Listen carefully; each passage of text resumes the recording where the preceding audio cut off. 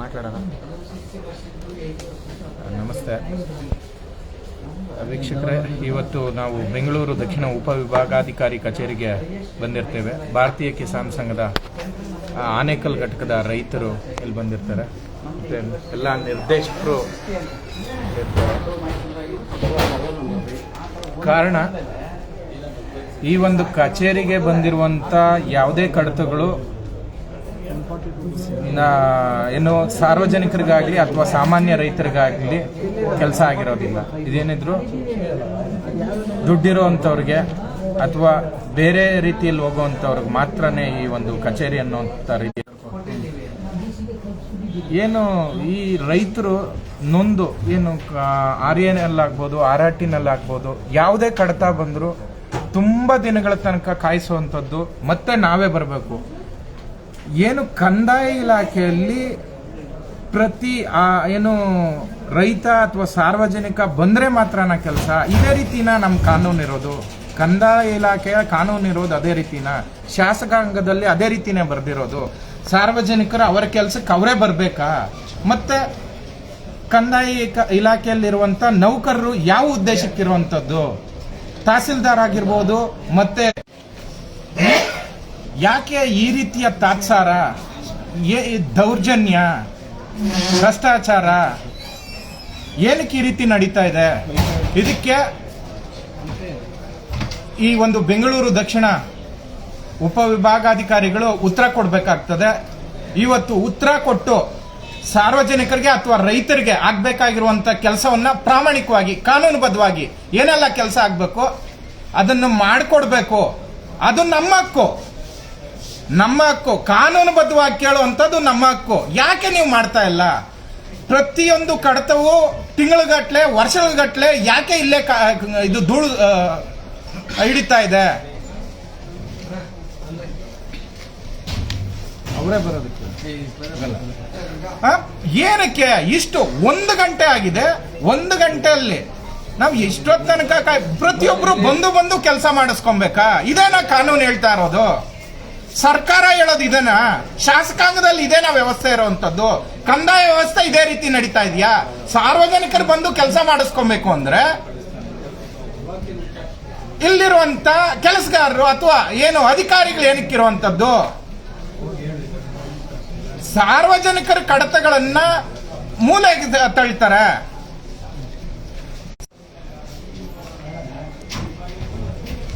ನಮ್ಮ ಮೇಲೆ ಯಾಕೆ ಈ ರೀತಿ ದೌರ್ಜನ್ಯ ಮಾಡ್ತಾ ಇದ್ದೀರಾ?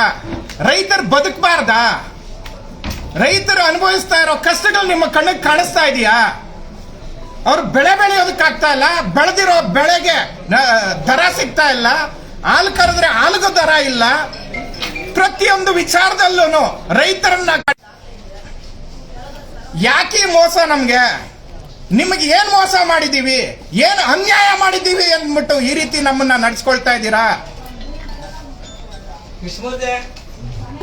ನಿಮಗೆ ನಾವು ಏನ್ ಅನ್ಯಾಯ ಮಾಡಿದೀವಿ? ಇಡೀ ಕಾರ್ಯಾಂಗ ವ್ಯವಸ್ಥೆಗೆ ನನ್ನ ಪ್ರಶ್ನೆ, ಇಡೀ ಕಂದಾಯ ಇಲಾಖೆಗೆ ನನ್ನ ಪ್ರಶ್ನೆ. ಏನ್ ಅನ್ಯಾಯ ಮಾಡಿದ್ದೀವಿ ಅಂದ್ಬಿಟ್ಟು ನೀವು ಉತ್ತರ ಕೊಡ್ಬೇಕು.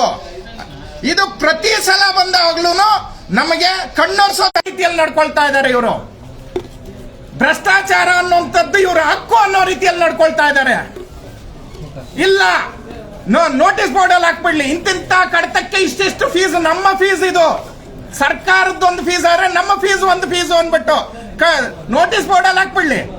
ನೇರವಾಗಿ ಬಂದ್ಬಿಟ್ಟು ತಗೊಳ್ಳಿ ಅಂದ್ಬಿಟ್ಟು ನೇರವಾಗಿ ಫೀಸ್ ಕಟ್ಬಿಟ್ಟು ಈ ಕೆಲಸ ಮಾಡ್ಕೊಡಿ, ಇಷ್ಟು ದಿವಸ ಆಗುತ್ತೆ, ಇಷ್ಟು ದಿವಸದಲ್ಲಿ ಮಾಡ್ಕೊಡ್ತೀವಿ, ಇಷ್ಟು ಫೀಸು ಅಂತ ಕೇಳ್ಬಿಟ್ರೆ ನೆಮ್ಮದಿಯಾಗಿ ಕೊಡ್ಬೋದು. ಇನ್ನೂ ಒಂದು ನಮ್ಮ ಸ್ನೇಹಿತರು ಒಬ್ರು ಹೇಳ್ತಾ ಇದ್ರು ಬೆಳಗ್ಗೆ, ಇಲ್ಲ ನಮ್ಮ ಫ್ಯಾಮಿಲಿ ಟ್ರೀಯಲ್ಲಿ ಇವ್ರನ್ನೂ ಒಬ್ಬರನ್ನ ಸೇರ್ಸ್ ಮಾಡ್ಕೊಂಡ್ಬಿಟ್ರೆ ನಮ್ಮ ಏನು ಆಸ್ತಿಯಲ್ಲಿ ಅವ್ರಿಗೂ ಒಂದು ಭಾಗ ಕೊಟ್ಬಿಡೋಣ. ಮಾಡ್ಬೋದಲ್ವಾ? ಎಲ್ಲಾ ರೈತರು, ಎಲ್ಲಾ ಸಾರ್ವಜನಿಕರು ಇದೊಂದು ಮಾಡ್ಬಿಡಿ.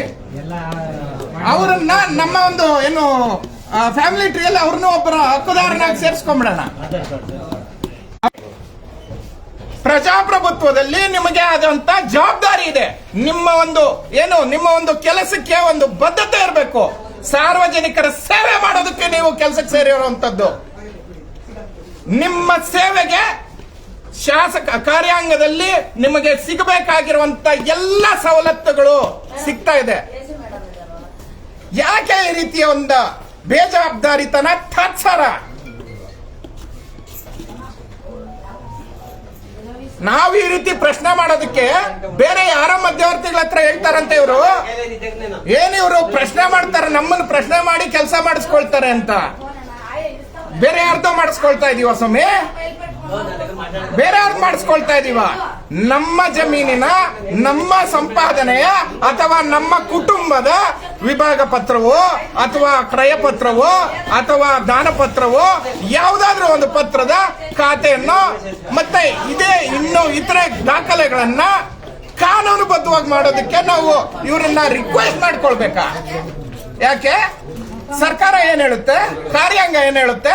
ಒಂದು ಸಲ ವಿಭಾಗ ಪತ್ರನೋ ಅಥವಾ ಯಾವುದೇ ಪತ್ರ ಮಾಡಿದಾಗ ಖಾತೆ ಮಾಡಬೇಕಾಗಿರುವಂತದ್ದು ಇಂತಿಷ್ಟು ಕಾಲಾವಧಿಯಲ್ಲಿ ಅವರ ಜವಾಬ್ದಾರಿ ಅಲ್ವಾ? ಅವರ ಜವಾಬ್ದಾರಿ ಅಲ್ವಾ? ಯಾಕೆ ಈ ರೀತಿ ಬೇಜವಾಬ್ದಾರಿತನ? ಕಾನೂನು ಇವ್ರಿಗೆ ಸಂಬಂಧಪಟ್ಟಿದ್ದಲ್ವಾ?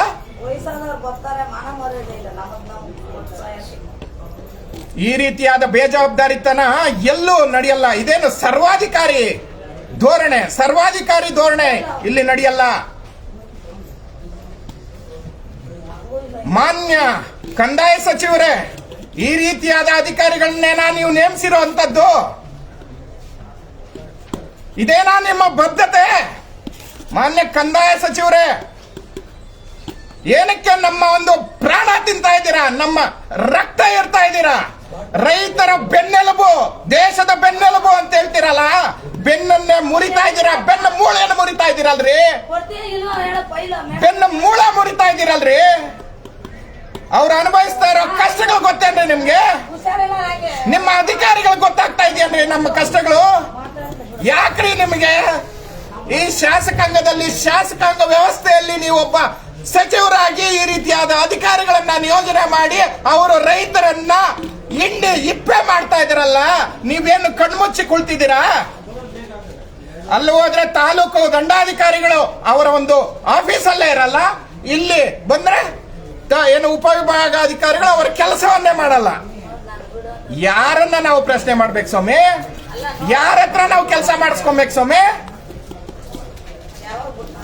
ಯಾರು ನಮಗೆ ಉತ್ತರ ಕೊಡುವಂತವ್ರು ಯಾರು ಸ್ವಾಮಿ? ನಮ್ಮ ಕೆಲಸ ಮಾಡ್ಕೊಡ್ಬೇಕಾಗಿರುವಂತವ್ರು ಯಾರು ಸ್ವಾಮಿ? ಕಾನೂನುಬದ್ಧವಾಗಿ ನಮ್ಮ ಕೆಲಸ ಮಾಡ್ಕೊಡೋರು ಯಾರು ಸ್ವಾಮಿ?